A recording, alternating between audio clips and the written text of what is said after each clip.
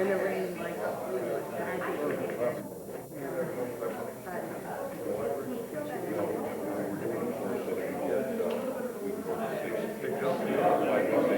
regarding the teacher budget,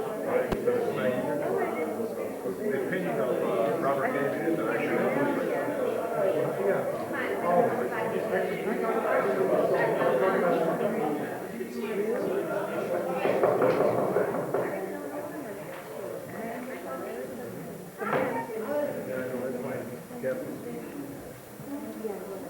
Good evening, ladies and gentlemen. The Common Council is here tonight for public hearings. I will read the notice into the record.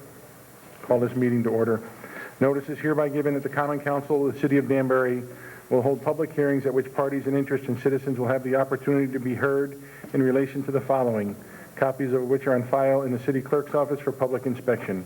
Number 1, Snow Emergency Protocols, Code of Ordinance, Section 19-60.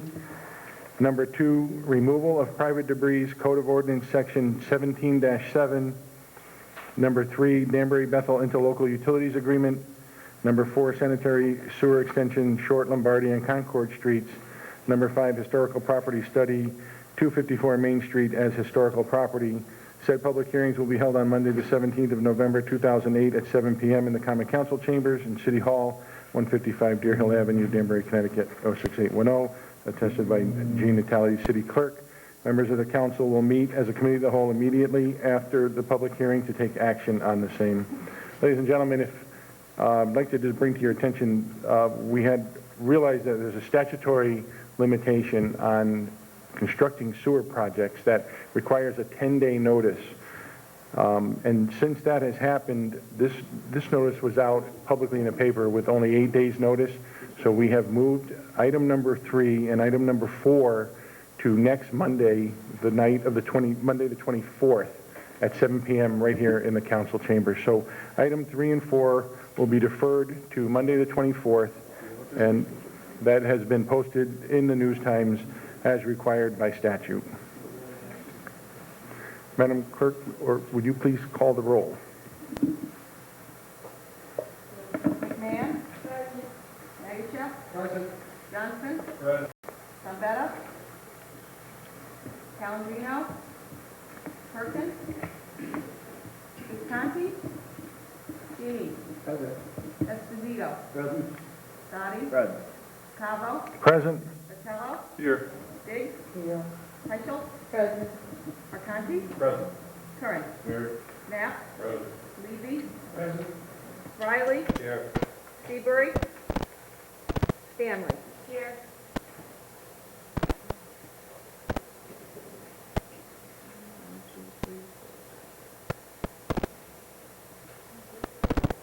Present, 5 absent.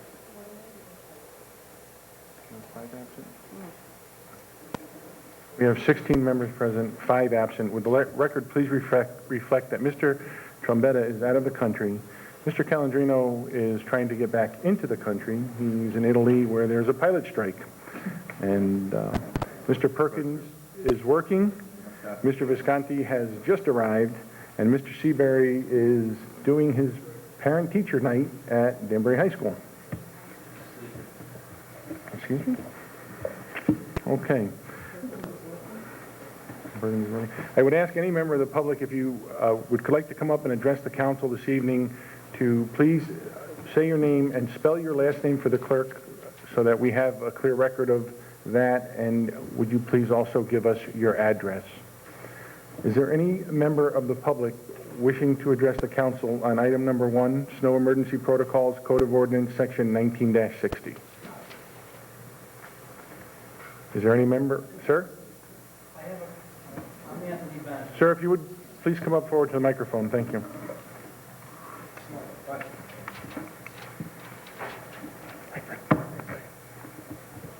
is Anthony Benson. I'll call it B-E-N-I-C-E-W-I-C-Z.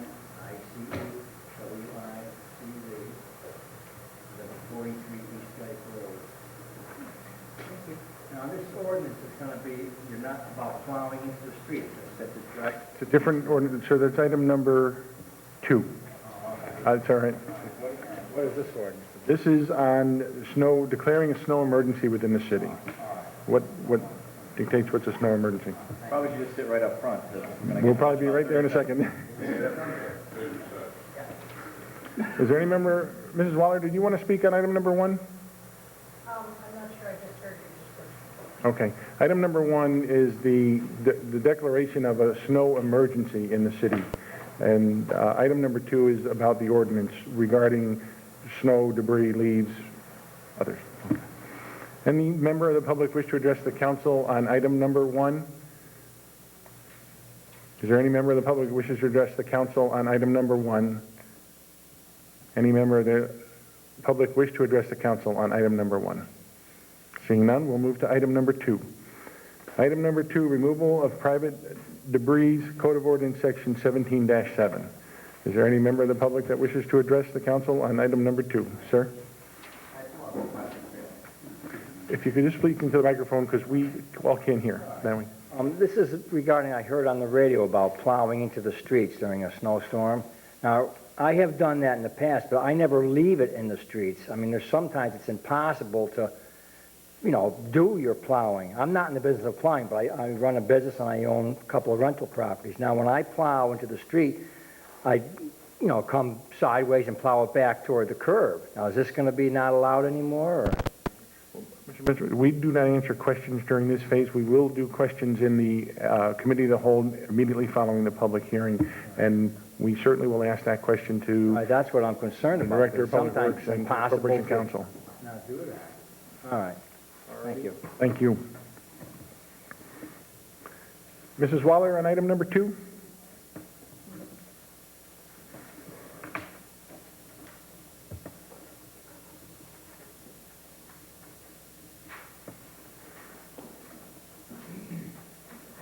My name is Lynn Waller, 83 Highland Avenue, Danbury, Connecticut. I don't really have a problem with the snow portion of it. Actually, I think it's a really good idea, as several of my ex-neighbors, they're no longer there, used to plow their stuff into my yard, and I think that's wrong. But I'm concerned about the removal of debris, partly because when you live in Center City, Danbury, there's an awful lot of residents that just go by and heave things. And that ends up leaving it on my property in downtown Danbury. We get tires, we get mattresses, we get things that aren't ours. I don't know what to do with them, and I certainly don't want to have to pay to take somebody else's debris away. So that's one of my concerns when you say you can't put them out on the road because maybe the city workers would pick them up. Somebody certainly doesn't have any compunction about dropping them on my place. So I'm concerned about that. But I'm also concerned about the leaves. I'm not sure how you can put this ordinance in and fine people for pushing leaves out into the road when there are several roads in Danbury that have special services that get vacuumed when the rest of us have to put everything into bags. I know West Worcester Street just was done, Pleasant Street, Deer Hill Avenue.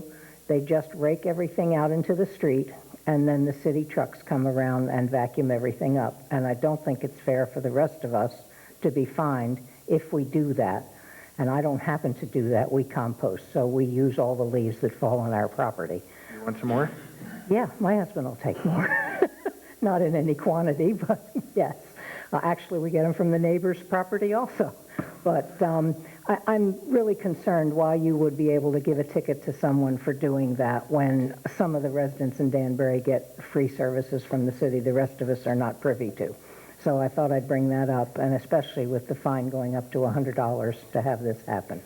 90, Ms. Muller, but yes. Oh, all right, it's not this fine sheet that was on here that says 100? No, actually, the ordinance itself has a specific fine in it for $90. Okay. Okay, well, even $90 I think may be a little extensive.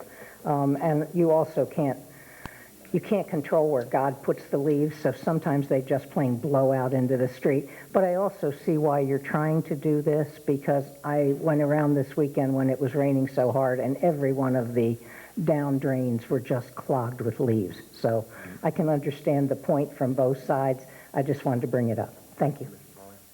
Is there any other member of the public that wishes to address the council on item number 2? Mrs. Basso?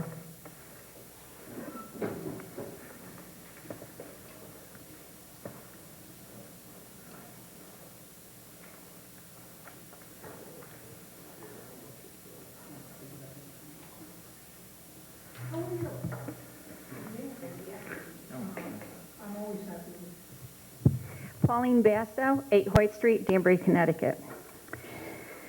First of all, we have not only plows plowing into the streets, we also have snow blowing into the streets. That is blocking the traffic. That's making it hard for the plow guys also. Another thing is I do meet with a lot of people who tell me that they do snow plowing in the wintertime. If they have no place to put the snow in the backyard, they have to bring it to the front. I think what they should be allowed to do is once they bring it to the front, continue down the street and take it to the side until it's in a good place where it can be disposed of properly. I did talk to a couple of the drivers, and they said that this is what a lot of them do. I used to have one across the street from me who would plow the driveway and push it into my neighbor's yard and cover her sidewalk. But now that I stand on the porch, he does come out and he continues down the road where it's clear, where there's no cars, and he'll deposit it as he goes down the road. And I think that should be taken into consideration. Now, there's a lot of nights when I'm sitting in my living room and I'm watching TV and there's snow out in the yard. Snow outside. About maybe 10:30, 11 o'clock, I hear ice hitting my front porch. The plow guy comes down and goes a little bit too fast, and he's throwing the ice that's on the road up onto my porch, which is a good 15 feet away from the street and the curb. Okay. I also feel that the leaves that Lynn said should be included in this ordinance also, because I see an awful lot of contractors blowing the leaves into the street. Now, where she's talking about Deer Hill, Pleasant Street, Othiella, Washington, Jefferson, Lincoln, they're all picked up. But if the people don't get their leaves out on the day that the city comes by with a sucker to pick them up, then they have to do it a couple days later, and they bring them out and they leave them there until either the city comes back and picks them up, or they're going to be there all winter long. Now, what happens then is that if you have the leaves that are outside and they're not picked up, and they do it starts to rain or we have water, what happens is the water will back up. Ice forms, and then we have a sheet of ice, and I think that's where a lot of the drivers, I have to go back for the overtime because they have to do the sanding and everything else. Also, I want to know, who's going to pay for this? Is it going to be the homeowner, or is it going to be the plow person? Because you know what happens is that if this is put out there and they don't know who did it, but they know it came from the house across the street or a particular house, then who are we going to find the homeowner? And I don't think the homeowner should be fined, but if the homeowner is fined, I think he's going to either get a new plow guy or tell the plow guy he can't do it anymore, because it's going to be a warning, because they know the first one's going to be a warning, and then after that it's the fine. I think this is going to be very hard to enforce. It's like a lot of our other laws. They're very, very hard to enforce, but it's something that really has to be done, because this is a big problem out there. I do know that myself, I'm 70 years old, and I shovel my own sidewalk. I can't get my guy to come down anymore because he used to do it for me, but I don't have the young kid. And I'm 70 years old, but when my plow guy even goes down and he plows my street, he fills in my driveway, my sidewalk all the time. I have to go out like 1:30, 2 o'clock in the morning, and I have to keep shoveling my sidewalk. This, to me, is ridiculous. We've got to find a way that we can actually have the snow in the city center pushed to the side so that it doesn't go on.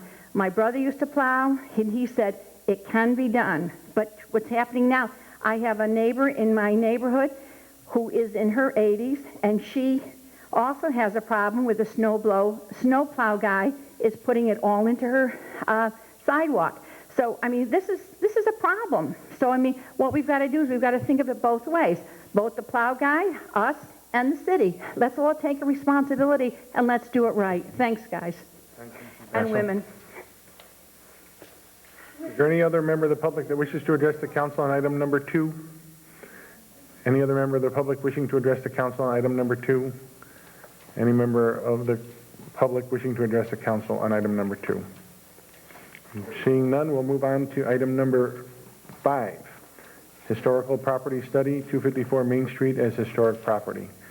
Is there any member of the public wishing to address the council on item 5?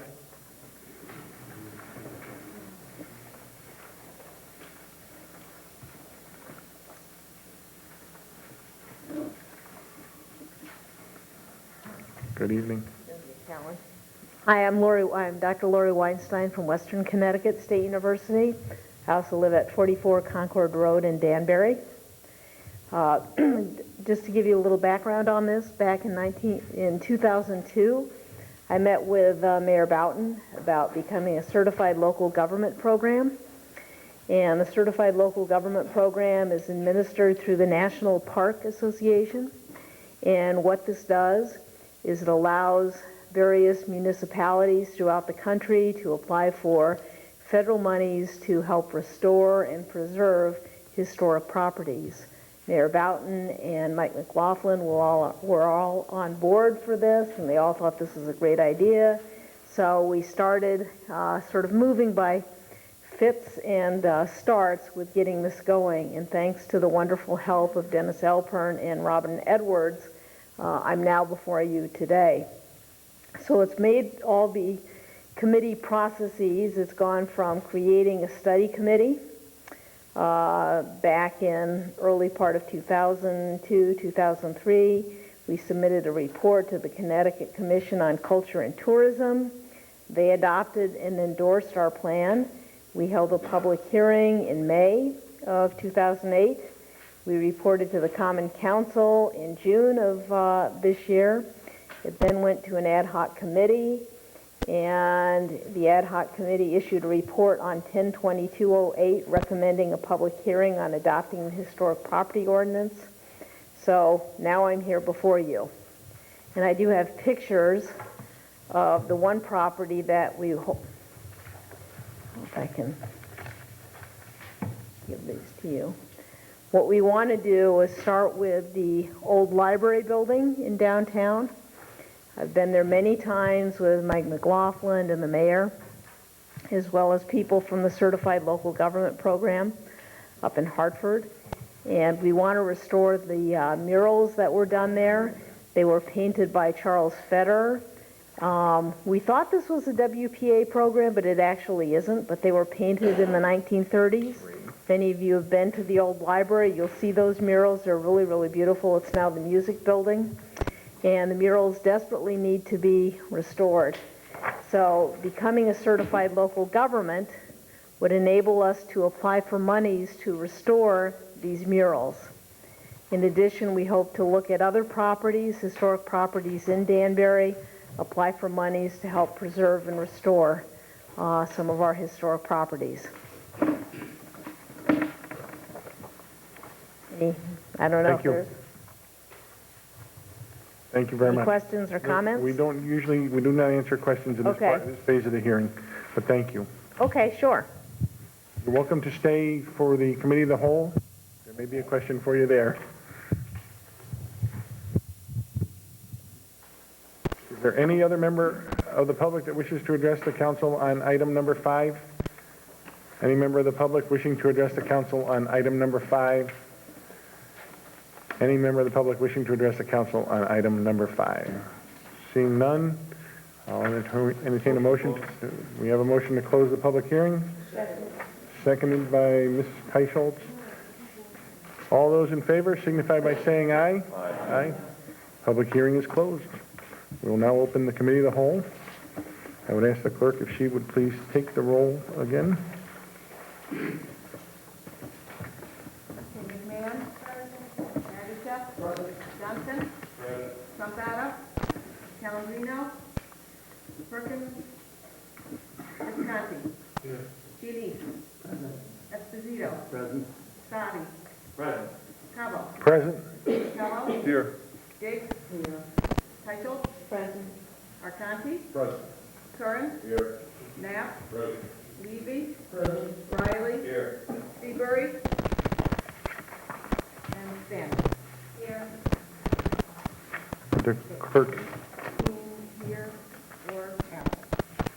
Would the clerk please show the same absences right before the public hearing as well as the committee of the whole? Ladies and gentlemen of the council, on item number 1, snow emergency protocols, what's your pleasure? Mrs. Teicholz? Thank you, Mr. President. I'd like to make a motion to amend Code of Ordinances, Section 19-60, as recommended by the Ad hoc Committee, which amendments clarify the definition of snow emergency to allow for coordinated public works operations and snow emergency protocols during such emergencies. Second? Motion is made by Mrs. Teicholz and seconded by Mr. Nagersheth. Other discussion? Mr. Rattal? Thank you, Mr. Chairman. Through the chair to Corporation Counsel.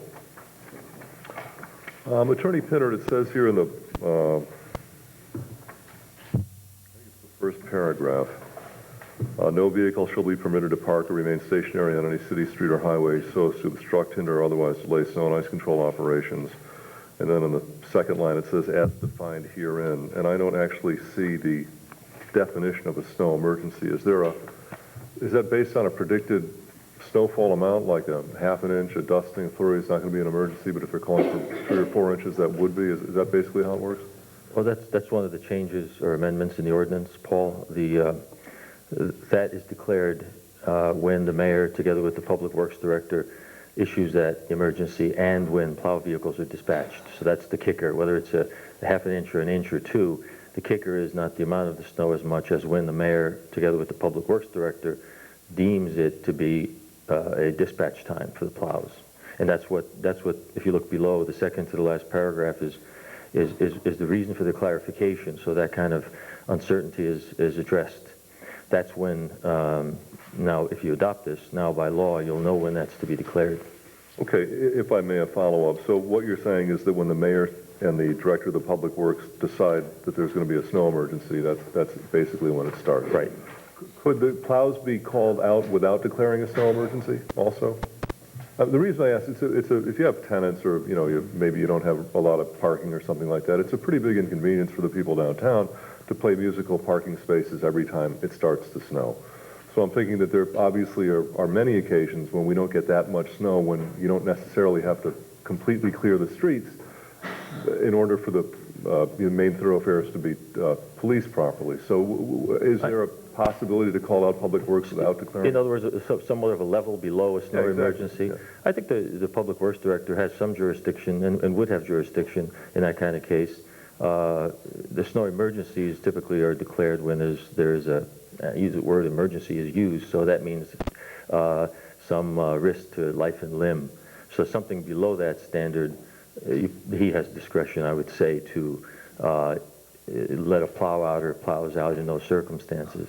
But the reason that this has been amended is to provide sort of a line of demarcation for plows to be dispatched and for vehicles to be taken off the roads.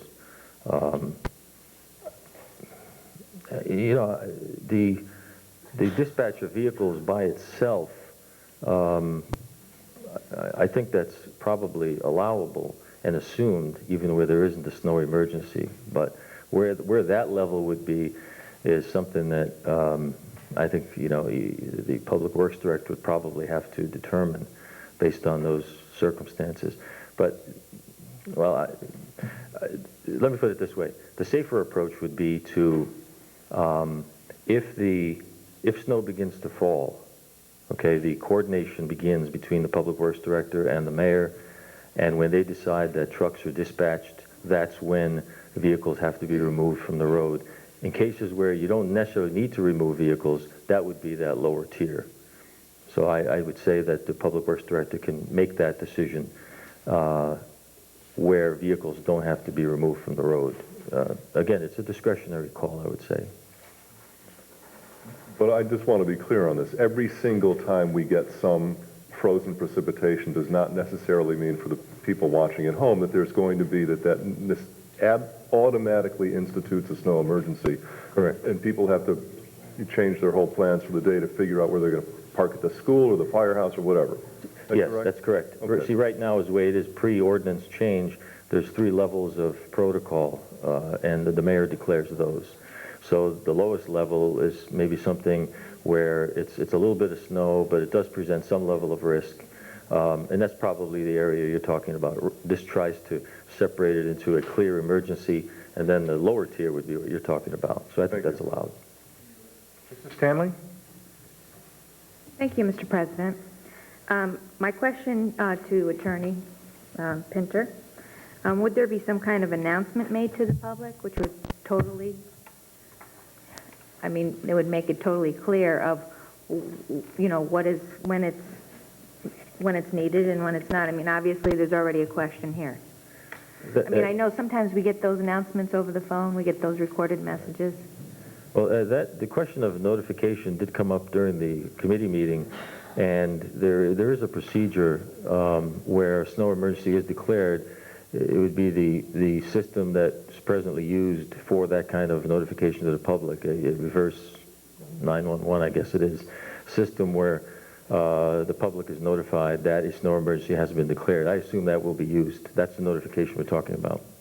So that's what the public needs to, when they get that notification, that's when this falls into place. Or that's one element of it. The other element of it is that when you see snowplows out, you can probably assume that a snow emergency may have been declared, but I think you have to tie those two together. You got to get the notification. Somehow people have to know, either by virtue of a reverse 911 notification or some other notification. And when you see the plows Or even the start. radio. I mean, sometimes they say it on the radio. Well, when a snow emergency is declared, someone will get on some means of broadcast, either on the radio or on a reverse 911 system, to provide notification that an emergency has been declared. So that's the notification that people get. But just one more follow-up. You just said that if it starts to snow, we should just be aware of it. I mean, I just want to make it clear for who's ever watching or ever has, you know, that question. Should I move my car? Should I not move my car? You have to move. I'm still not clear myself, and I'm sitting right here asking a question. Right.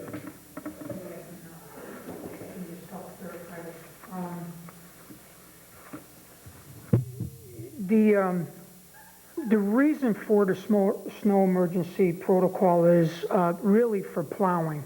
If you see us wearing our iron, which is basically the plows are coming on, that's really when we start having problems going down narrow streets with cars being parked on both sides. So typically if we're just sanding, everything's good. And we get through a lot of storms just by sanding.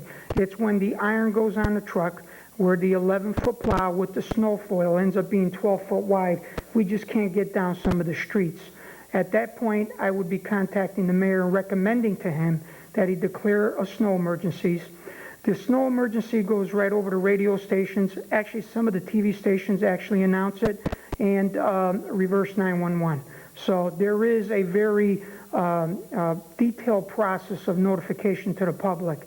But if you are out driving around and your car radio doesn't work, or you don't have a TV, if you start to see the trucks wearing their iron, that means you really should probably not be parking on the street, because there'll be a snow emergency called probably within the next half hour to an hour. Thank you. Ms. McMahon? I have a question for Antonio again. Ready to roll it? Antonio, when the snow emergency is over, is there some other type of notification to say that it's over so people can go back out on the street? Usually it's after the streets have been pushed back, and you'll see when we come through and push the snow back, usually it's after the storm has stopped. It's pretty clear when we're done snow plowing, because everything's usually pushed back and you can almost see the gutter of the road. We never really discussed having an official notification saying the emergency is over, because people are they're pretty good about saying, hey, you know what, the road's completely clear now, I can park on the street. Just one thing. When the snow emergency is over, I work down at the Patriot Garage, so they are allowed to park there during a snow emergency. But what happens when the snow emergency is over, they don't take their cars out, they leave them there. And so that's a bit of a problem too, if there was maybe some sort of way to, because a lot of people don't know to move their cars, so they'll leave them for the whole day, even overnight, till the next day, and then decide to, So they don't use Move them their at car their for a leisure. couple of days after they park them there? it depends. Some people don't. Sometimes it's couples. One will drop one car off, leave one there. So we have found that cars stay longer than they really should, and then, we give them, they don't charge when it's a snow emergency to park in the garage, but that was just a question, if there was some way to notify. Yeah, I mean, I don't think it would be a problem to just use that same media to kind of tell people that the snow emergency is over. If it becomes a real issue, I guess, with people not being aware that, we're done plowing. Some people, I guess, just don't realize it, and they just, their cars there. I think some people are just taking advantage of the free parking, actually. If it's what it is. Yeah. Thank you. Thank you, Mr. Iardella. Mr. Cheney's? Thank you. Through the chair to Corporation Counsel. I think we touched upon it through other council members this evening. I would like to see some type of communication clause in the ordinance. So upon a declaration, it's clear that the mayor shall do X, Y, and Z.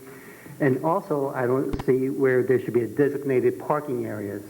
Because a lot of times when you do declare an area, a snow emergency, people just don't know where they could park. For example, I know they could park in the Patriot Garage, the new Liberty Street Garage. But what about City Hall? Can they park there? Can they park in the school lots, like Park Avenue? Because a lot of cars are parked on Park Avenue. Could they park in other areas while the streets are being plowed, and then they can do it vice versa when those areas are clear? I don't think people know where to park in certain areas where it's just not a place for them to park. Because I know along Park Avenue, there's a lot of cars that park along Park Avenue, which would have to be removed because it's on public right-of-way. And some other areas, but where they're going to park if they can't park on the street, where do they park? And I think that's part of the problems that you see here when there is an emergency. I think people just need to know where they can go. And I think that'll make this ordinance even better if it's better worded with there's a communication clause or designated parking areas where they could go. And then that could be amended time to time as there's more areas that come about. Mr. Pinter, I may be able to help you with that, possibly. I'll take first shot at it, and then if you... Go. Sure. Mr. Cheney's, I know that in the past several years, when the announcements have been made on WLAD and 98Q that there's a snow emergency in Danbury, they offer the alternate sites of parking right in along with the same statement. When the mayor issues his release, he issues his release with the alternative parking sites when he does that, every time that he's done that I know of. So he is and has been doing that right along with the Director of Public Works. And part two of that might be that the amendment of this ordinance before you is an attempt to kind of take step one of clarifying and defining what a snow emergency is. If we want to expand the ordinance even further to specify these details, that certainly can be done. The problem with that is you may have to keep changing or amending it over time. One of the changes to the ordinance is that it defines or it sets forth a protocol that the officials will establish. And that protocol would include things like where you can put a car. Protocol includes the other details, how long you keep it there, things like that. So one of the reasons a lot of ordinances don't have that level of detail is because then you'd be changing the ordinance every other month when there's another good idea that comes along. So to a certain extent, the discretion that's provided in the ordinance is to allow officials to establish regulations, if you will, protocol to do things like you're suggesting. But to put it in here could be done, but it would be a little bit difficult. And to follow up, but wouldn't it make sense to have it written somewhere? Because if I knew if it's going to be a snow emergency, I can park there immediately without waiting to get the emergency. If I knew there's a big storm coming, I would know ahead of time where I need to go, instead of waiting to do it. Yeah, the Understood. And there is presently, as I say, a three-level declaration that's out there, and Antonio could address that in a little more detail than I can. But I think that in that established procedure, which is adjusted over time, there are details that are provided to the public as to where they can go, what they can do. If the council wants to put that in the ordinance, that'd be possible. But again, it's more in the way of a regulation, which typically you don't want to. You could have an ordinance that's 2 pages long, and then you'd be changing it when you want to change a garage or a parking area or other things like that. So you could do it, but the establishment of a protocol is referred to in here. You're kind of trusting the folks with the duties to take care of that. One of the things that Mr. Sadi just mentioned to me too is that it certainly can be posted on the city's website, and public can go to the city's website, and I'm sure that the mayor's office and the director of public works would have no problem doing that, so. Right. Okay, is there any, Mr. Visconti? Thank you, Mr. President. Through the chair to Attorney Pinter. You explained this very well, but is in your opinion, your personal opinion, or your opinion, is it really needed to be put in writing into a doctrine like this, or we can listen to it on the radio, reverse 911, the TV, and so on and so on. It's in the papers quite often where people can park or they can't park. And basically, I think I've also read it, what a snow emergency is all about and when it's declared. So do we really need to put something to that effect where you can park or not park into and keep going in this thing? Legally, I don't suggest it because it's so changeable. It's subject to change on a regular basis, depending upon the circumstances. You could have certain conditions that demand some kind of action, other conditions that demand a different kind of action.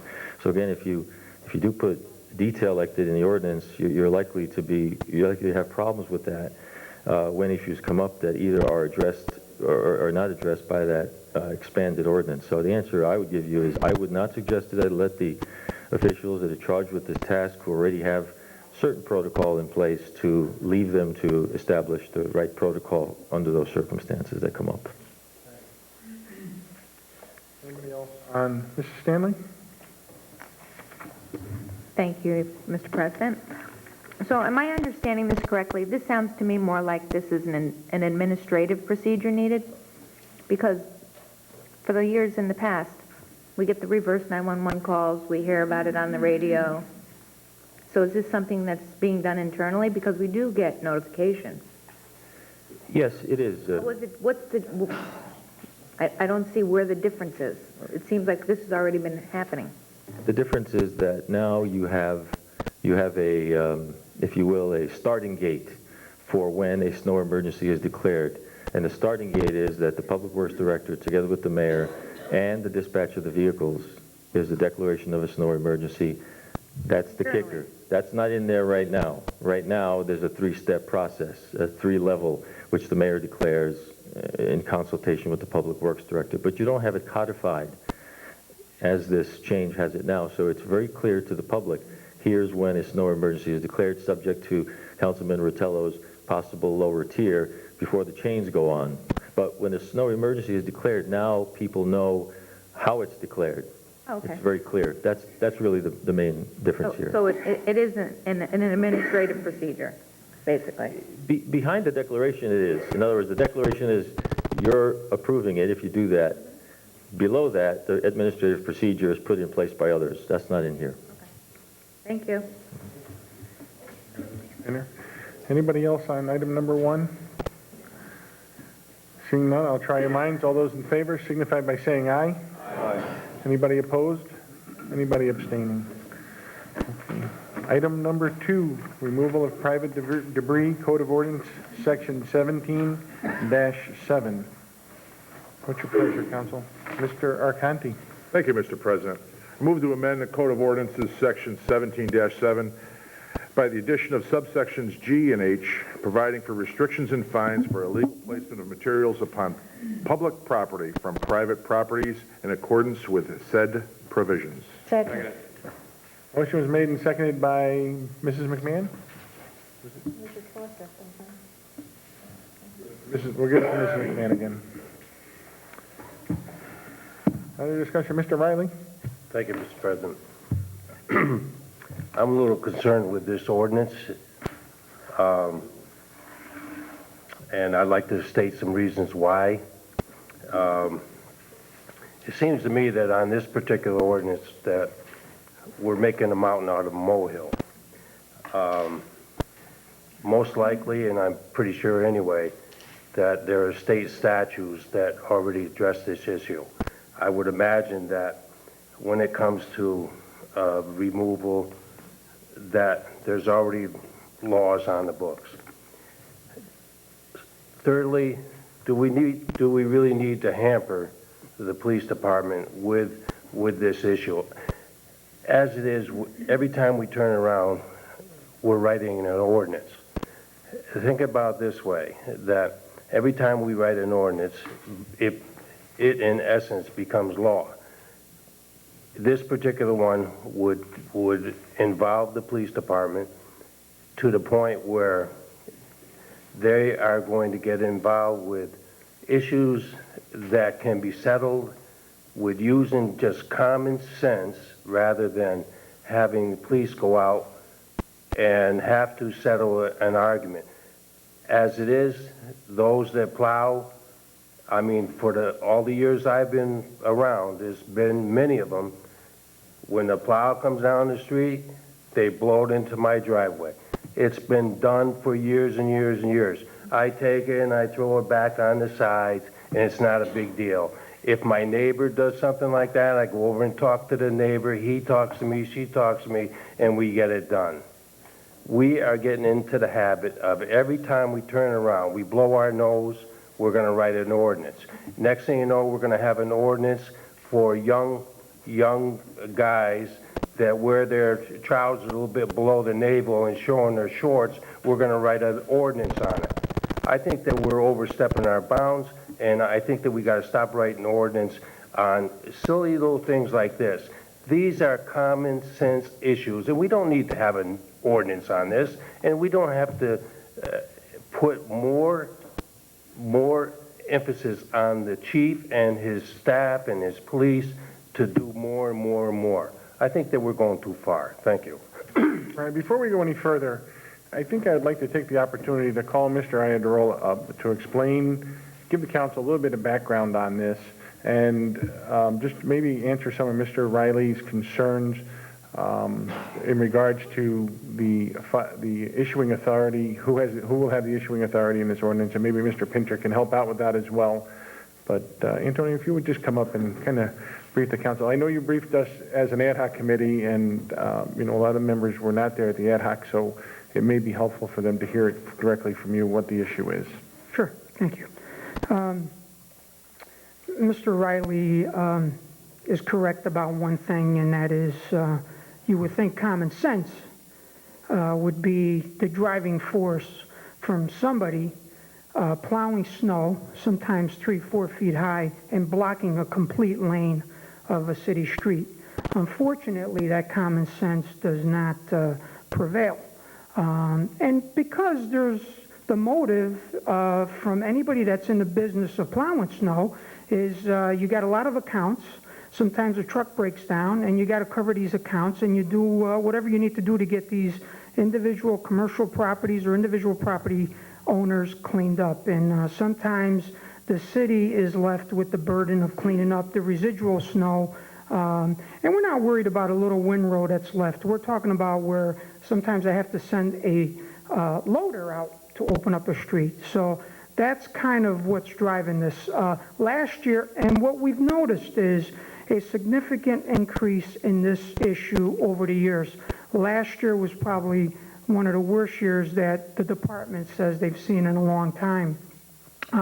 There were 2 accidents last year that were related to a large windrow of snow that was left in the road.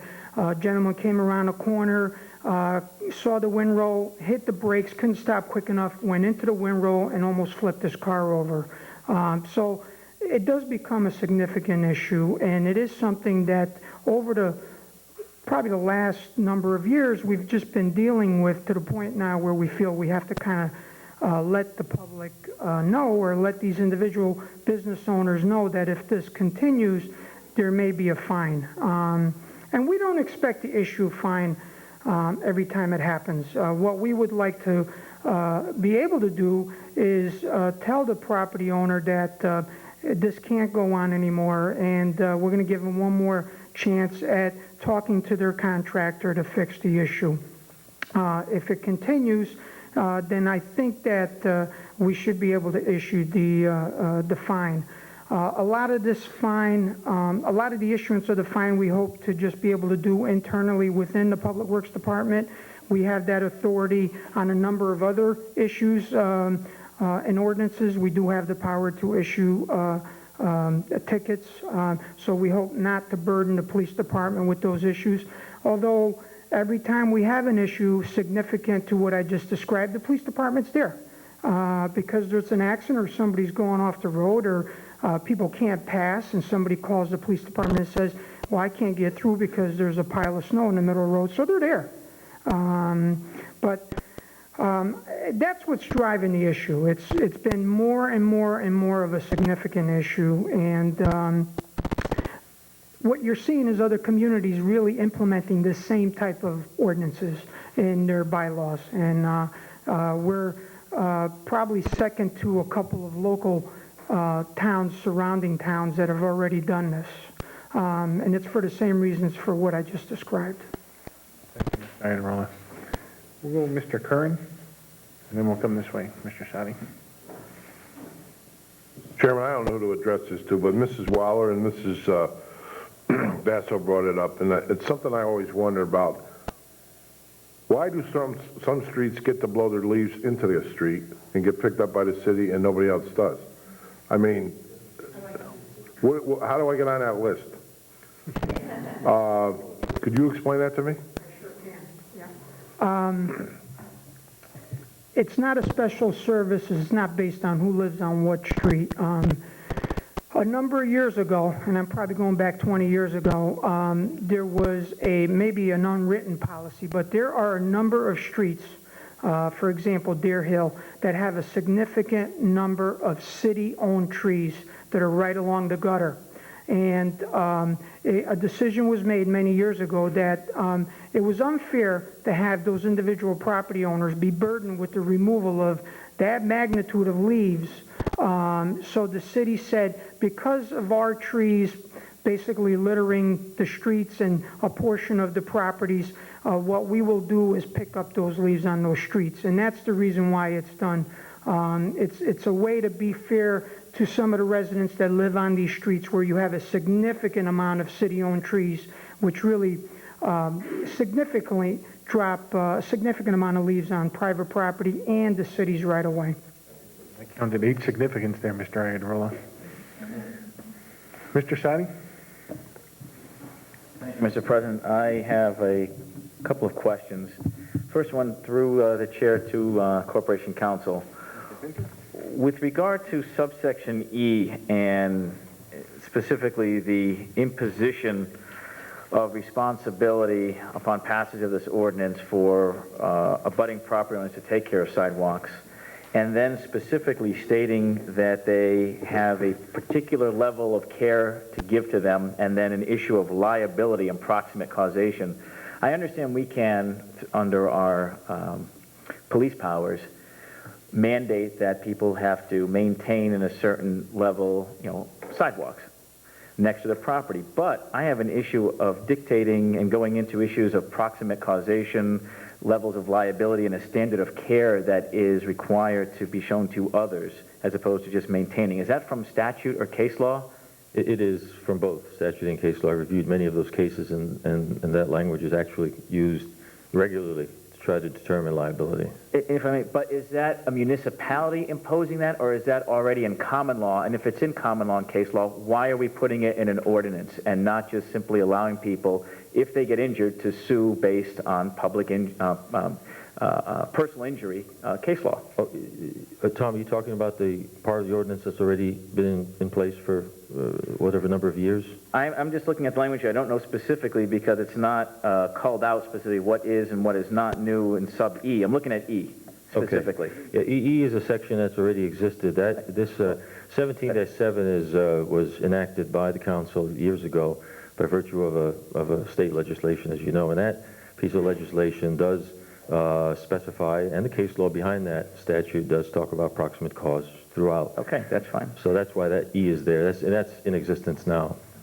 And with regard to sub G, from what we've heard tonight, it seems that the real pushing, the real incentive here is to address the issue of snow. I have a significant problem with, you have snow, ice, sand, or debris. Debris could be anything. It could be me sweeping the end of my driveway and a few things go into the street. There's no requirement here that it obstruct anything. And what about the temporary placing? One thing that I was discussing with people is when I lived in a previous property along a fairly busy street, at times when I was removing the leaves and trimming hedges and such, I'd have to temporarily put them in the street, line it up, and then go down and collect it all. Now, I know as a practical matter, we're not going to send people out to ticket people doing that, but that, if I read this strictly, is prohibited. It doesn't say for any length of time. It doesn't say shall, in any way obstructs. And if the real impetus here is to address the issue of snow, maybe we can tighten this up a little bit. And I put that both to you from a legal standpoint as well as a practical standpoint to the Director of Public Works. Well, if I get my part first, I'll address that, Tom, that this request came to us in order to solve a couple of particular problems. And the generic problem is that people were putting certain items, sweeping or shoveling or casting, if you will, into the street, things from their own properties or from the sidewalks. And it was causing a hazard, or potentially would cause a hazard for the public travel ways, whether it be the road or other travel ways. In order to try to deal with this at the first bite, we looked at some language in surrounding communities, and Brookfield, for example, had adopted recently an ordinance like this. And some of the language is taken from there. They were fairly generic too, because as Councilman Riley suggested, when you go too overboard, you're liable to never get to the end if you start defining everything. So what we tried to do, at least as an initial look, was to give you the general idea of what the city did not want to happen. And through the forces and the reasonable discretion of the departments, we'd work through it and come up with solutions to these kinds of issues. But the specificity that we could put in there, similar to what Mr. Chinisi, Councilman Chinisi said before, we could go to all ends, and G could be as long as the entire ordinance. It would be difficult to do, but that's certainly within your authority to suggest more definition, but we didn't do it at the initial bite. To follow up with that, I understand the concern with over-legislating and taking away protocols and administrative implementation procedures from the departments that would have jurisdiction over this. But also, there is a problem when you do, as you said, almost generically legislate, where the generic statements can be looked at as being ambiguous, and ambiguities themselves can sweep in so many other things, and excuse the pun, into an ordinance. So what I was thinking of is something along the lines of not over-legislating this and defining every particular circumstance that can and cannot occur under this ordinance, but something that may state obstructs the public thoroughfare, or in a manner that obstructs or otherwise causes an obstruction. So that it is not somebody literally sweeping some leaves into the street, and then you get a neighbor and there's a property. These guys have had a dispute for years, and they're going and calling on the police to cite someone, and then getting upset when they're not cited. But the issue here seems, as the Director of Public Works pointed out, it's an issue of safety and obstruction. It's not an issue of, as you said, a little bit of snow maybe tracking into the street, but people leaving piles, people causing a dangerous situation. So just thinking out of the box here, something along the lines that, maybe at the end of sub G or wherever it would be more appropriately inserted, the words that obstruct any portion thereof relating to the public highway, sidewalk, or other public property. And that's fine, Tom, but remember too that there are other available remedies to obstructing public travelways. And so, you know, if a review of an incident were to occur by a city official, they would look at not only this section, but also look at 1225 and the littering sections also to try to come to a decision about whether a penalty is deserved or not. So the obstruction issues are entertained in 1225. Which I think goes back to what Councilman Riley brought up, in that aren't these covered under other ordinances that we do have, and to the extent are we trying to address something that's not covered? So if obstructions to the road are covered, and we're not trying to address that, what are we trying to address? We're trying to address something, it is somewhat different. Here's how it's different. The obstructions to travel is, for example, someone putting an old television set on the portion of the grass between the sidewalk and the road, and the TV set hangs over one or the other. This is intended, because it's put in a section 17-7, it really talks about active removal, casting or causing things to be shoveled or raked or pushed into the road or into the side or into the road by private property owners in a way that covers the entire, if you will, the front length of their property, for example.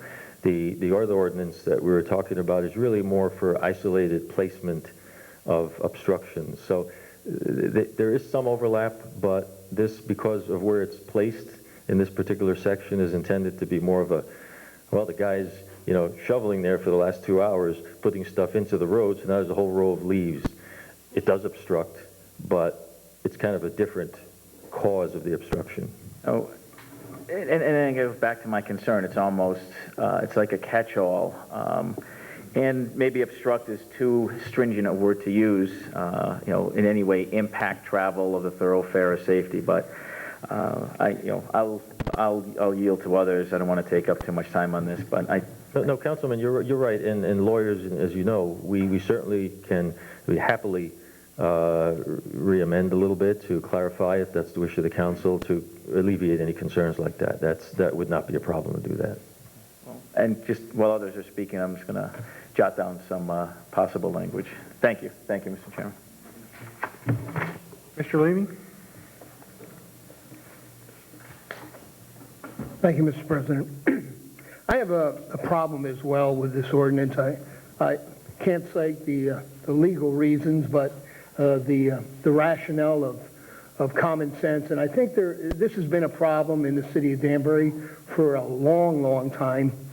And it's probably certain individuals that are not considerate of others that violate this kind of common sense rule as far as putting some kind of hazard in the roadway. And I really think it is, in fact, a police action when you see consistently a violator, someone who's putting hazards in the road, and they should be fined appropriately or cited in one way or another. I realize that during a snowstorm, the deeper the snow, the more the problem. Everybody has that problem. Where do you put your snow shelf? It gets full, and where do you put the snow? And if you have 3-4 feet on the ground, which is not uncommon, I guess we're all going to take the ordinance and throw it to the wind because we're just going to do what we have to do to survive. So I see that as a problem, and the bigger problem is that if somebody hires an individual to do their snow plowing, I can't see why the homeowner should be responsible. If somebody is in the business of plowing snow, they should be fully aware of what good common sense and the laws are, in fact. When it gets to debris in general, I've seen people put leaves down the sewer drain. They pack it solid, and those are not very good citizens. They're not very conscientious about our community. And I think that, in fact, the people that are issuing it, according to this, it's the Public Works Director or his designee. I'm not sure that I want a snowplow operator who is putting 14 hours on the road, who's working very hard, given that responsibility to give out summons. You know, it gets pretty tough when you're out there during a bad snowstorm. So I also have a problem in that area. I think that this can be best dealt with through the existing state statutes that the police department can handle to their best ability. And I realize they're under a lot of strain, especially during a snowstorm when there's a lot of accidents and things of that nature. But we all have to pull together. And like I say, those individuals who are habitual violators of the laws of common sense, and then they should be cited.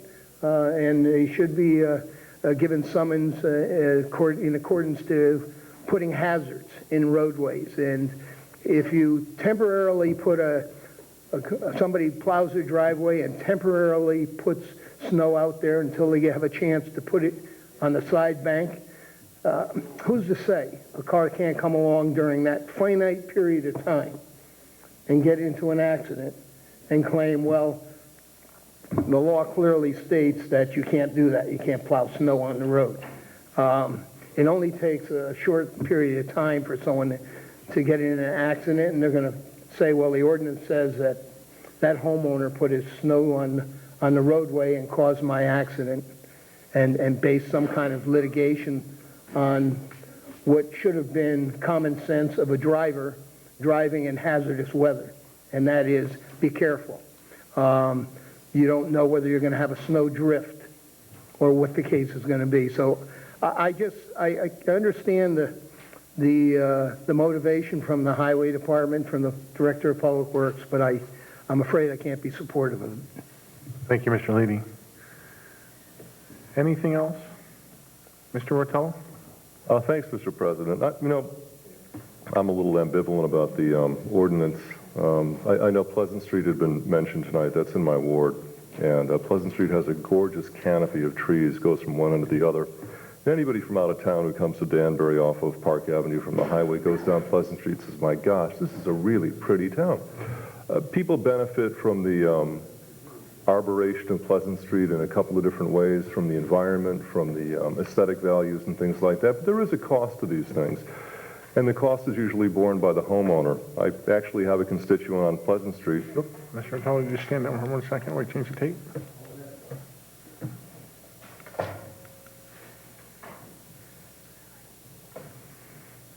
I have a constituent on Pleasant Street whose sidewalks are cracked by the roots of these trees, and he's fully aware that he's responsible for maintaining those sidewalks. His point is that the damage or the age of the sidewalk has been prematurely aged by no fault of his own, by these trees that are actually owned by the taxpayers or by the city, and he wants them cut down.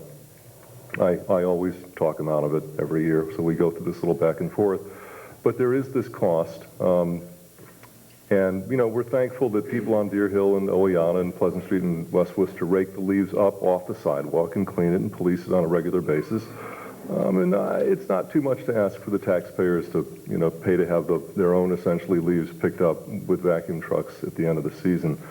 This brings up another point about the present ordinance, because one of the issues that we heard this evening from Councilwoman Basso and from others in the audience was that plows have a tendency of reburying sidewalks and driveways on a fairly regular basis. It happens not just in Danbury, and I'm not casting aspersions at the Public Works Department, who do a great job in Danbury and are noted for cleaning off the streets under extraordinarily difficult conditions sometimes, where some of these streets are so narrow they can't even get a plow down, so they have a little pickup truck that goes down and makes special runs.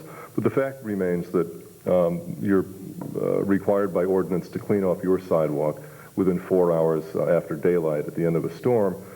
And most people do, and then only to find out that at 2 or 3 in the afternoon they have to do it again. Kids can't walk down the sidewalk, they can't get mail, kids are in the gutter coming home from school because the plows have redeposited ice and snow back on those sidewalks, not from the sky but from the street. And one of the issues that I had with this ordinance was that it doesn't delineate that fact that happens, especially in downtown areas where you may not have a lot of space to get rid of your snow. You've already shoveled the sidewalk once and created a nice little pile between the curb and the sidewalk. Plow comes over, buries that again, and you try to put it back up on that pile, and it rolls back down into your sidewalk. So you say, well, okay, You can't run it through a snow blower because it's too chunky, you just stick it back on the road. What I would like to see is something in the language of this ordinance that protects homeowners from removing snow that was put there by the city. Now, earlier in the week, I spoke to Corporation Counsel, and Corporation Counsel was nice enough to draft some language that I was comfortable with, but I also had a conversation with the Public Works Department, and the Public Works Department is not comfortable with that language. So we had a little back and forth today and decided that maybe what we should do is send it back to an ad hoc. And that's fine, and we can do that. But it was pointed out to me this afternoon that if we do that, it's probably going to mean that the ordinance doesn't get passed until the end of the winter. And I don't think anybody wants to see that happen if these issues are as difficult as they seem to be. I'm going to support the ordinance. I know Councilman Sadi is coming up with a little amendment that I will support if it doesn't mean it has to go back to public hearing. But I've been promised that these issues that we were talking about this evening can be fixed, rectified in the next couple of months in other ad hocs. In the meantime, we'll get this ordinance on the books, and then we can come back and straighten this out and that out. Thank you. Thank you, Mr. Atala. Mrs. Stanley? Thank you, Mr. Cavo. I just want to make sure that the gentleman in the back's comment or question has been addressed about the snow plowing and pushing some of the snow out into the street when there's no place else for it to go and dispersing it along the street. Is that something that this through you to Mr. Adirola? Do we have issues with this? I mean, I understand we're worried about obstruction. Sometimes when we do have a heavy snow, sometimes there is no place for the snow to go, and you'll see something similar like downtown Main Street, where the city, kind of helps them out a little bit. But there are a lot of places where there is no place for the snow to go, and the only place to do it is not really just pushing it out into the snow, but properly doing. And I do want to give the contractors in the area, not all contractors do a bad job. A lot of them do a great job. The landscapers that take care of the leaves, I go by and see some of the yards that they do, and they vacuum up the leaves and don't leave a leaf, not even in the road. So I hate to see the contractors get such a bad rap all the time. I just wanted to put one out there for them. Well, it's a shame that a handful of contractors give the balance of the responsible contractors, the ones with common sense. Right. The key word here is common sense, folks. Okay? Common sense. It comes down to having a level of responsibility while you're conducting your business of removing snow, to take the level of care, not to impose the rest of the public or put the rest of the public in danger. What this gentleman is proposing in a situation where there's no opportunity to push the snow anywhere, but he's going to windrow it right back, just like my plow drivers would, I don't have an issue with that. It's the drivers that come out of that driveway, and 5 feet before they hit the gutter of the road, they raise their plow and they take off, hitting the next gear, going down to the next job. And there's 2-3 feet of snow that gets pushed out into the road. Sometimes it's a wet snow, in a couple hours it freezes, and we can't even push it off with some of the plow. So that's where we have to send out either a grader or we have to send out a loader. That's what we're talking about here. And if you will just allow me, I would like to just say that there's been a lot of discussion about snow, but this ordinance change is just not about snow. Snow is an easy example to kind of imagine in our minds, but most of the flooding that occurs during a storm, believe it or not, is directly related to catch basins being clogged by debris, garbage. Believe it or not, in the springtime, people love to rake the first 5 to 10 feet of their yard right into the gutter, and they'll leave nice little piles, a foot, 2 feet high, waiting for our sweepers to come along and suck it up. The very first heavy rain, that all gets brought down to the low point or to a catch basin, clogs the catch basins. A lot of private properties are damaged by that type of an event. So that's an additional issue that comes to play here. There's garbage, there's demolition debris that gets left right on the edge of the road. There's large tree limbs that get left on the edge of the road, people thinking that, we would come in and remove that. So although snow is something that we can talk about, this goes a little bit beyond just snow. It goes into keeping our gutters clean, so we have good gutter flow. It comes down to that issue. And let's face it, every time there's a flooding issue, we get called out. And it's your tax dollars. And it's not usually during working hours. It's usually on double time, or it's during a holiday, or a time and a half. It's something that, as a manager, being responsible for a fairly large capital and operating budget, and we're getting pinched every year to try to just minimize our overtime, try to do a job with a little less and do a little better job. This is just one area that I thought we could collectively, you guys can help me try to control my overtime a little better. And I'm going to sit down for a minute, but I do want to say one other thing. I have a lot of respect for my plow drivers, and you don't realize what plowing snow is like until you've actually done it for a couple of years. It's blood money. You're away from your family. You're up. Sometimes these guys are napping right in their trucks. You're not eating well. You're up for 30 hours only to be expected to come back in the morning, sand the schools, get everything ready. It's really not a glamorous job. Yeah, they get overtime, which is nice. In the middle of a snowstorm, these guys cannot wait for me to say it's time to go home, because they're usually worn out and they're just about had it. So there's one thing I want to say to you. I don't really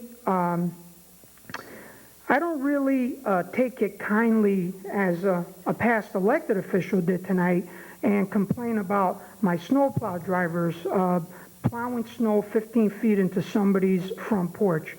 You have an issue, you get a call from one of your constituents regarding one of my plow drivers pushing snow 15 feet on a residential road, and I know where this woman lives. You need to call me right away, because it'll be dealt with very quickly. It's not good to come here 6 months after that snowplow driver did this in a public forum and do a little grandstanding, okay? I am very responsible. You know, a lot of you guys have called me about issues you've had with my operations, and I fixed it immediately. I'm a very responsive manager, but I also have a lot of respect for my plow drivers, and I have a hard time believing that somebody's going to push snow 15 feet onto somebody's porch. So if there's an issue, please call me, tell me what street your constituent lives on. I'll immediately know who that plow driver is, and they will be warned. Or what we will do is actually send a foreman out with them to see how they're driving. So please, call me right away. Let's not wait until November after 10 months of the winter being over to complain about a snowplow driver. These guys work really hard, and I know quite a few really know them, and you know what kind of work we do. And removing snow in this city is a difficult situation. Downtown is extremely complicated.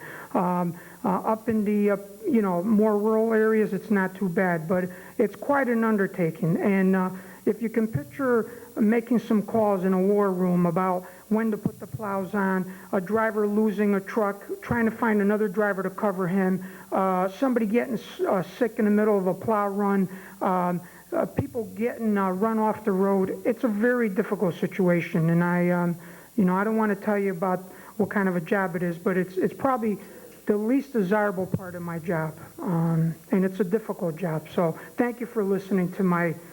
Thank you, Mr. Iannarone. Mr. Riley? Thank you, Mr. President. I'd like to say to Mr. Iannarone that I don't think the issue here tonight is anything to do with the highway department, the city department. I speak for myself, and I always do. I have nothing but admiration for what the department does. But at the same token, one must remember that if you speak out against what you feel in your heart might not be a good ordinance, then so be it. And I don't think it's a question, that myself, I'm going to vote against it. But it's not the question of voting against the highway department and saying things that they might not be doing this or might not be doing that. It's not that issue at all. So I just want to have an understanding regarding that, because, you know, if all due respect to you, and I do have a lot of respect for you, if one decides to vote against something that you vehemently want, I'm under the obligation of the oath I took to look at this and in my heart vote the way I feel is right. So even though I vote no, that doesn't mean that I don't hold your department in high esteem, which I do. So I just want to clarify it. Thank you. Thank you, Mr. Riley. Mrs. Stanley, you had your hand up? I also want to say I think you do a phenomenal job. and I'm going to vote in favor of this. I think he answered my questions. I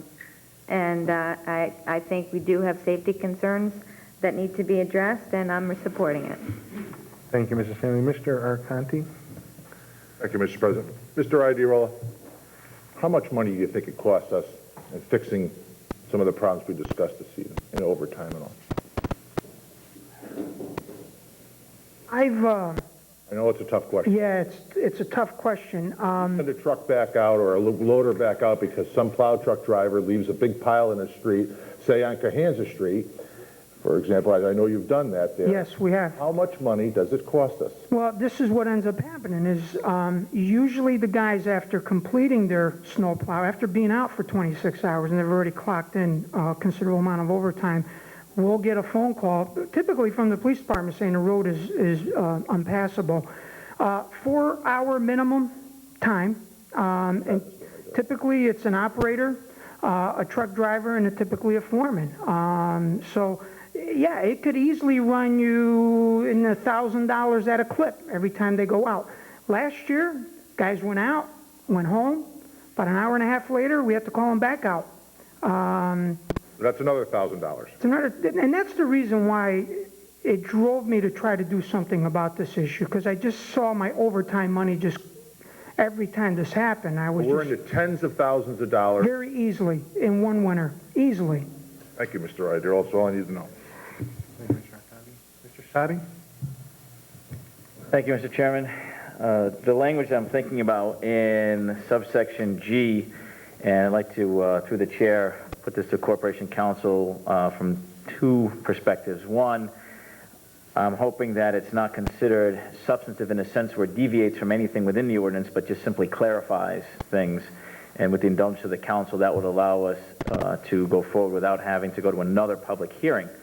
And again, even though the issue here, as I understand it, is not to overlap with other statutes or ordinances that address the issue of obstructions, I think that inherently is part of the issue here, is interference or obstruction. And I know I believe from a statutory standpoint, obstruct literally means to prevent or block, but we're not talking about absolutely blocking off a road, but where something may obstruct or interfere with a portion of travel. So the language I'm thinking about in G would be after the word debris on that first line, to insert the following, that may obstruct or otherwise interfere with safe passage upon, comma, or otherwise interfere with the regular and proper maintenance or drainage of, and then continue on the rest of that sentence.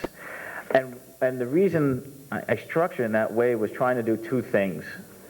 One was to address the issue of people who just momentarily or temporarily, as I admit doing many times when I was cleaning leaves, is lining them up along the side and then going and collecting the whole row and bagging it and putting it on my property. So you would probably cull out those that are temporary, very temporary issues that we're really not trying to target here, as well as, again, getting back to the issue of the actual interference with any either maintenance, drainage, or passage upon the public thoroughfare or public property or sidewalk. So that's what I would present. I don't put it in the form of a motion yet because I don't want to go back and forth on motions. I wanted to throw the language out there to see if there's anything that jumps out one way or another through the chair.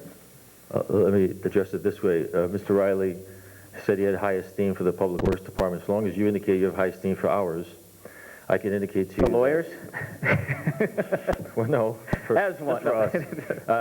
It seems, all joking aside, Councilman, that's probably an acceptable amendment because it comes within the implication of the ordinance. So, yes.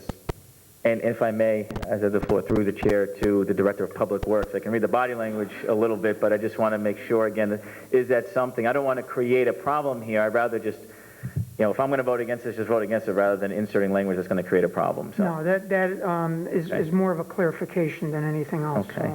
So if I may, at this time, then I would like to make a motion to amend the ordinance as proposed for recommendation to the council as a whole, as stated, but I'll reread it again. In subsection G, after the word debris, insert the following: that obstructs, comma, may obstruct, or otherwise interfere with safe passage upon, comma, or otherwise interfere with the regular and proper maintenance or drainage of, and then continue with the rest.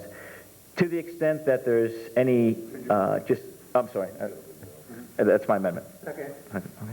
If I may continue on the discussion, Mr. Chairman? I'm sorry? If I may continue. Yes, please. And I don't dictate that language. If there's words that make more sense in the context of the statute and tracking the language, I would defer to Corporation Counsel, but I think you understand the essence hereof. We can do that, Councilman. Second. He's already been seconded by Mr. Cheese. Okay, the amendment under discussion, on the amendment only under discussion, Mrs. Teicholz? This is just a question of clarification through the chair, I guess, to Corporation Counsel. This won't have to go back to public hearing because it's substantive, correct? Will it have to go back to public hearing or not? I'm just clarifying so everybody's on the same page. No problem. As I indicated to Councilman Sadi, it would not have to go back to public hearing because we consider this a de minimis amendment that it's essentially a clarification that's within the ordinance now as proposed.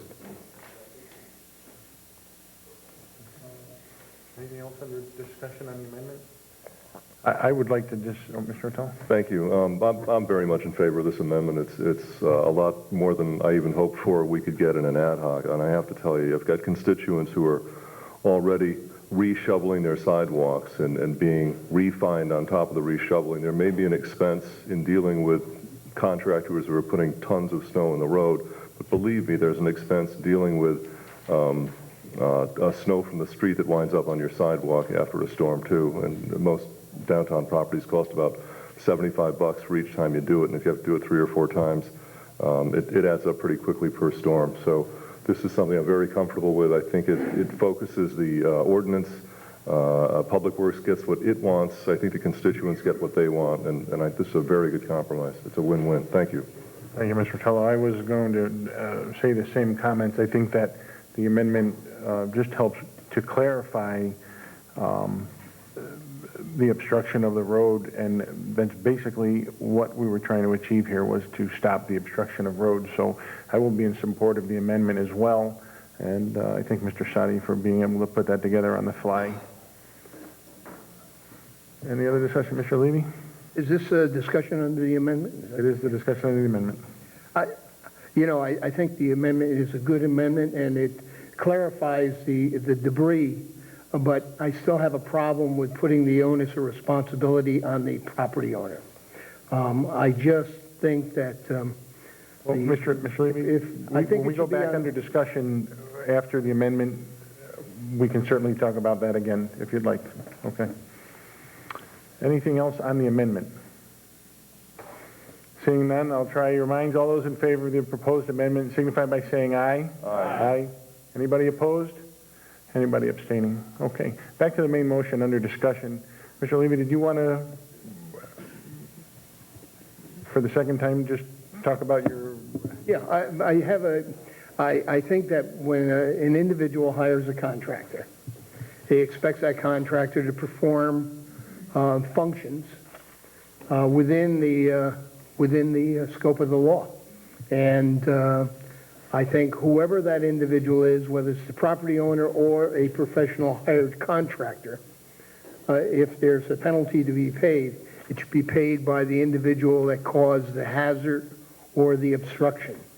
I don't think that the wording here squarely puts it on the property owner, and I would like to see that change to the individual that caused the hazard. Okay. Well, I will tell you, Mr. Levy, that at the ad hoc committee meeting, that did come up as discussion, and we had some lengthy discussion about that, and it was my feeling, and then in the end, I believe it was the feeling of the committee, that this makes it very unenforceable if you have to chase a plow driver down who's done a driveway and left the snow out in the road. I think that if you get the homeowner, and the homeowner gets the warning, it's the homeowner's responsibility to pass that warning to their plow driver before the next time they plow that driveway to say, I will be fined if you block the city streets with the snow from my driveway, so please don't do it. If you do it again, you certainly wouldn't get paid by me if it was my driveway, and you wouldn't be back the next time to plow my driveway. So I think that for the enforceability, the committee looked at it from that standpoint, because we did discuss this and we did hash that out, and you have contractors that come into town that from New York. How are you going to enforce a $90 fine on a contractor from New York if he continually does it?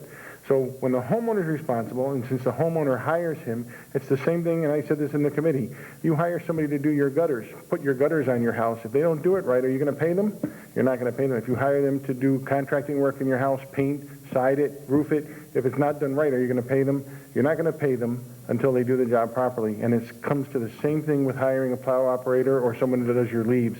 If they're not doing the job properly, they need to do it to your satisfaction in order to get their compensation for that work.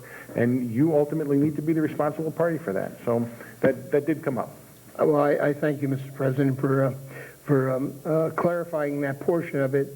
I still have a problem with just the mere fact that these are things that can be resolved, and I listened, and I am very sensitive to the trials and tribulations of driving a snowplow during a winter storm and trying to drive this huge, massive piece of equipment and dodging back and forth between cars and every other obstacle going, along with ice. And speed sometimes is a requirement if you're going to be adequately plow an area. So how far that snow goes, it's not always something that can be calculated. I completely understand that, Mr. Lee. And as far as the money and the cost of that, we have problems, and that always happens in a storm. I mean, we're asking our Public Works Director to look at his crystal ball and call in the whole crew at times based on what weather predictions are, and sometimes they never materialize. So it's not, you can call in a whole crew for a snow that never materialized, and taxpayers have to bear the cost, and it's to be expected. And some of the other things that occur afterwards, and I think that part of the protocol, a certain number of people are left on standby, even when the crew goes home, that can take care of those unconscionable people that create these hazards in the road. So I still haven't changed my mind. Thank you, Mr. Levy. Mrs. Stanley? No, Mrs. Stanley, you've had 3 shots at this. I'm sorry. Mr. Curran? Okay. Question's been called.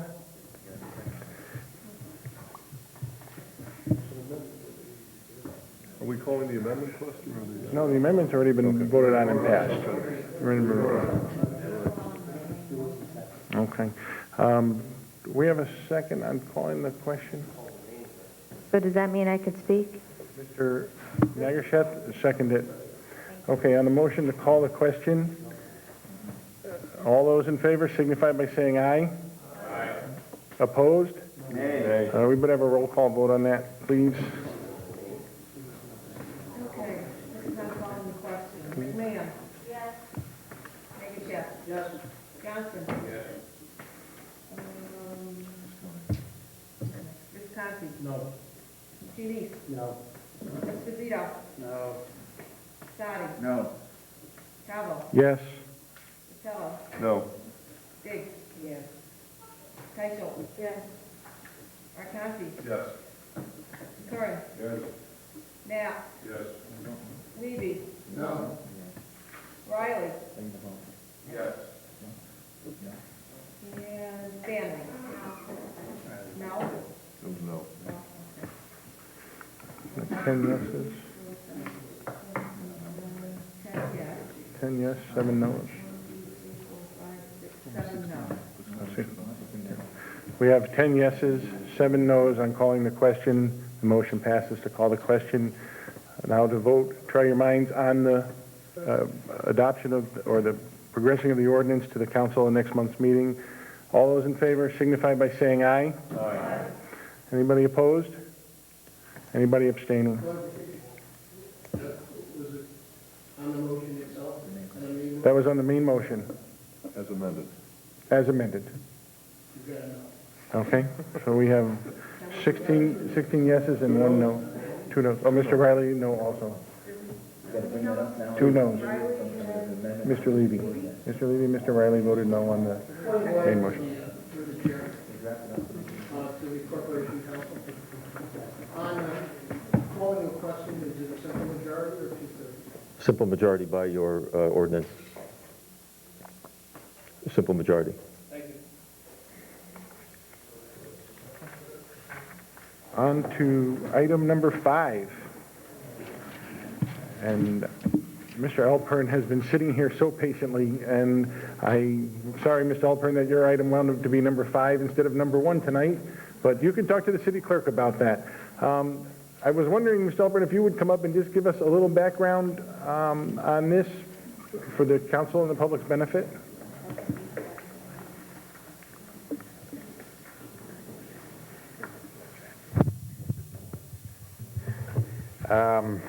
Where shall I begin? Take us down that long and windy road that you 20 mentioned. years ago, when I first came here, and I'm in charge of preparing a capital improvement program for the city, a 5-year program. I received a request from public buildings for monies to improve these murals that are in the old library. That was 20 years ago. It was a small amount of money. We made the recommendation through the Planning Commission,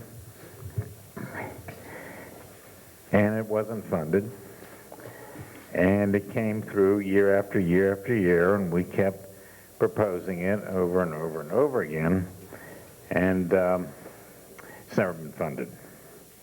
Now we have an opportunity, because through the Certified Local Government Program, if it's approved by the state, we can get a 50-50 matching grant from the state to make these improvements. And that's basically what is before you today. It is an ordinance that would allow us to proceed. Once this is completed, the mayor would form an Historic Properties Commission, which is made up of 5 regular members and 3 alternates. They would have, that list would have to come back to you for confirmation. Then they would meet and prepare all the necessary documentation to apply to the state. Okay. That's what it is, and it only pertains to the old library. It is a very long, involved process. My guess is primarily because in most cases it would apply to a district which would include private property, and that's why it's so extensive. And this ordinance needs to be in effect in order for us to apply for the funding from the... Yes, it does. Does anybody on the council have any questions for Mr. Alpern regarding number 5? Mr. Curran? Dennis, did you say it was a 50-50 match? Yes. And where would the 50% would have to come from us? Yes. And do we have it? I'm sorry? Do we have it? Well, that would be approximately $17,000. Enough to call out 7 trucks.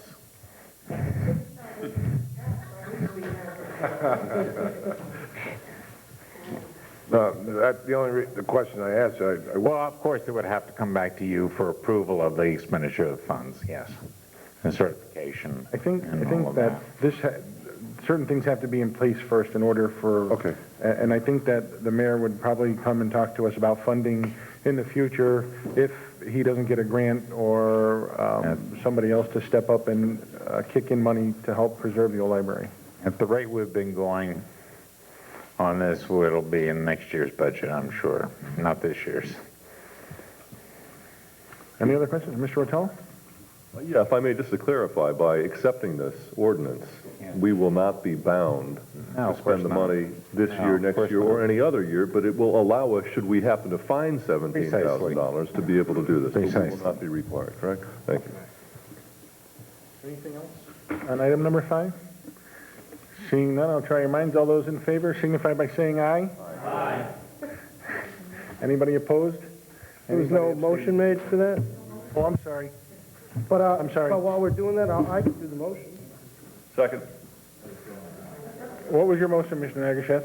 I'd like to make a motion to move to receive the report of the Historical Property Study Committee and recommend the adoption of the Historic Property Ordinance, Section 4-1, and designating 254 Main Street as a historic property pursuant thereto. Second. Thank you. I give that one to Mr. Rotella. You've been pretty sharp tonight, Ms. McMahon, but Mr. Rotella was in my better ear, so.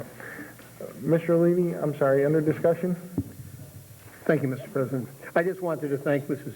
Weinstein for her work and Dennis Alpern for his work in identifying these historical locations and preserving them, because once they're gone forever. And the Marian Anderson Music Hall, the Denver is an outstanding starting point for restoration. Thank you, and thank you for... And recognition should also go to Robin Edwards. Okay, and we thank, the Corporation council thanks Mrs. Edwards as well, and Ms. Alpern and Ms. Weinstein, thank you. Okay, now I'll try your minds on this, I'm sorry. All those in favor signify by saying aye. Aye. Anybody opposed? Anybody abstaining? Motion carries unanimously. I'll entertain a motion to adjourn. Mr. Johnson's made that. Mr. Nagashet has seconded it. All those in favor signify by saying aye. Aye. Meeting's adjourned. Thank you. Pardon? Yeah, because of the stupid state statute that they never told me about.